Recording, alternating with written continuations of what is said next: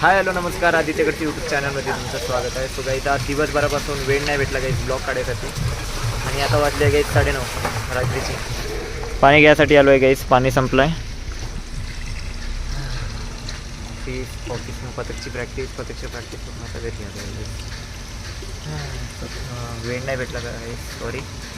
आणि मंथ संपला आहे गाईज. आता लास्ट डे आहे गाईज. 31 जुलै आजची डेट. उद्याची 1 ऑगस्ट आहे डेट. तो उद्यापासून ऑगस्ट महिना चालू होणार. पिण्याचं पाणी भरतो गाईस आणि घरी जातो. घरी जाऊन बोलू आपण. मला आंघोळ वगैरे पण करायची आहे गाईस. सो फ्रेश वगैरे होऊन त्यानं मस्त गरमागरम खिचडी बनवली आहे. लोणचं पण आहे आणि मी पण आहे. प्रॅक्टिस चालू झाली आहे पथकची. आता पाय दुखायला लागले. आता दुखत आहे, लेग दुखत आहे.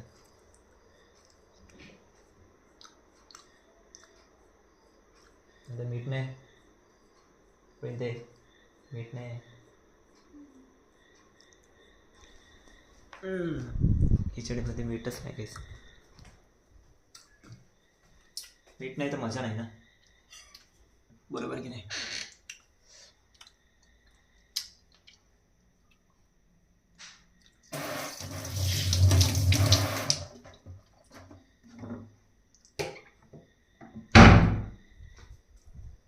खिचडी आहे घरी, खूप दिवस झाले खिचडी खाल्ली.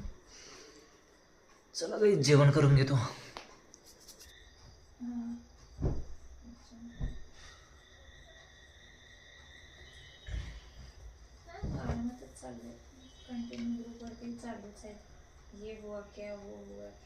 आता तो गाद्या टाकायला घेतल्यात त्यांनी.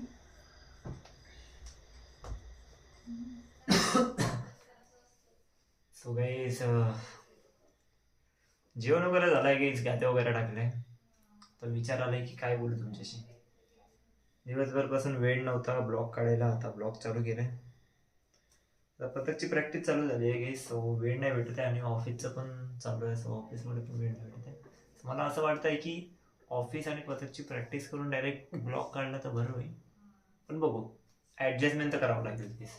दिवसभरमध्ये पण मला ब्लॉग काढावा लागेल, नाही तर ॲडजस्ट करून पण ब्लॉग काढावा लागेल. पण काही करून मला काढावं लागेल, त्याच्यासाठी काही फरक नाही. फक्त तुम्ही थोडं ॲडजस्ट करा की ब्लॉग तुम्हाला समजणार नाही की ऑफिसला नंतर डायरेक्ट पथक सांगितलं पण नाही तुम्हाला की आम्ही पथकच्या प्रॅक्टिसला चाललो, डायरेक्ट पथकचं दाखवणार. असो त्यामुळे होऊ शकते.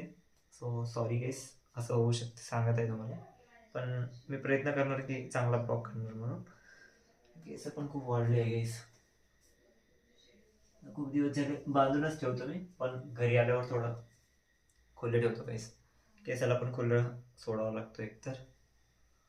आणि आज मेन महत्त्वाचे म्हणजे आमचे धनंजय दादा भेटले, जे अधिरा पथकचे अध्यक्ष आहे. त्यांना भेटलो, चांगलं वाटलं त्यांना भेटून. सो ह्यावेळेस आमचा जो पथक आहे म्हणजे अधिरा पथक, ह्यावेळेस चालू नाही होणार आहे. ह्यावेळेस थोडं स्टॉक घेत नाही, डायरेक्ट नेक्स्ट इयरमध्ये चालू होणार आहे. सो दादानं म्हटलं म्हणून की आता दुसरा जो पथक आहे त्याच्यामध्ये आपण वाचू म्हणून. सो चालू तर आहे ना, सो ते चांगलं आहे. पण नेक्स्ट इयर राहणार तर दादाचा पथक राहणार, तर चांगली मजा राहील अधिरा पथक.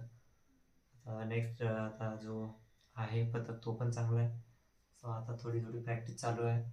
ताल समजत नाही आहे कसं वाजवायचं काय.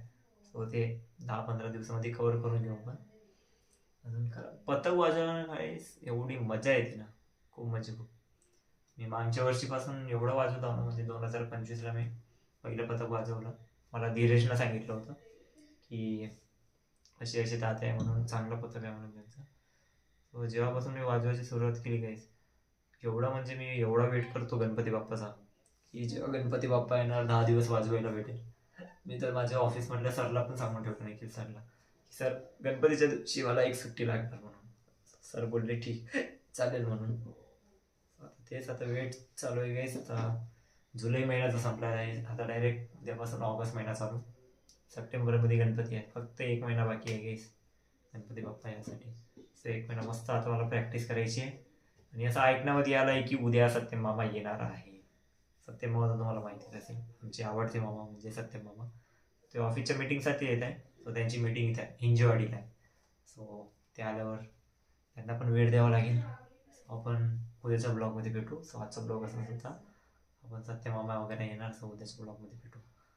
आजच्या ब्लॉगमध्ये काही स्पेशल नव्हतं, काही नव्हतं काहीच. जे मनातल्या भावना होत्या ते तुम्हाला सांगितलं, फक्त वेळ नव्हतं सो त्यामुळे.